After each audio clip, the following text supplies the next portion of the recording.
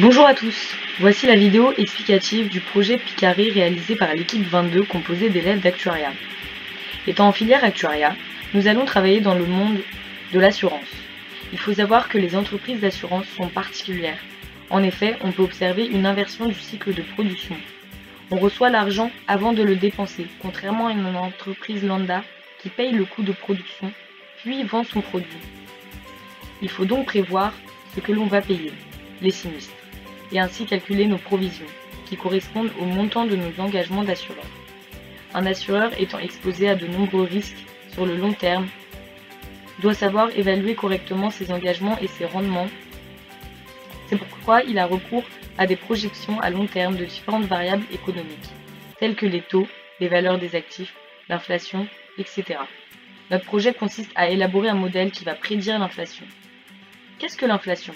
L'inflation, c'est l'accroissement excessif des instruments de paiement, entraînant une hausse des prix et une dépréciation de la monnaie. Plusieurs modèles existent déjà. À nous de modéliser les modèles existants, de les rendre opérationnels et de tester leur fiabilité, pour modéliser un définitif et challenger les modèles internes de Groupama, l'entreprise partenaire. Notre équipe a choisi d'implémenter le modèle de Vasicek et le modèle de Cox-Ingersoll-Ross. Le modèle de Vasicek est un modèle d'équilibre, c'est-à-dire qu'il consiste à poser des hypothèses sur les variables économiques et à dériver un processus pour l'inflation.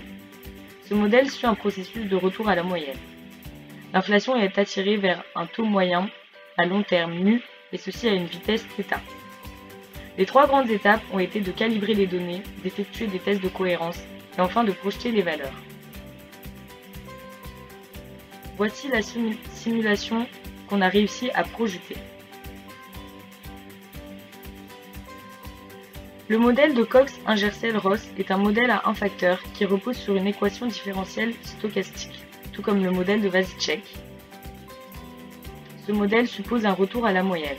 Il utilise un processus de diffusion en racine carrée et ainsi garantit des taux d'intérêt non négatifs.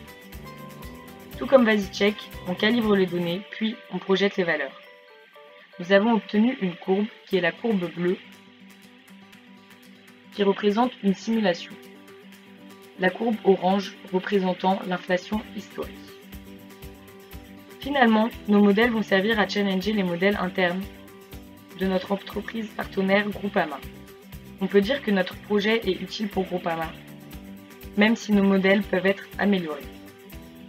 Merci pour votre écoute.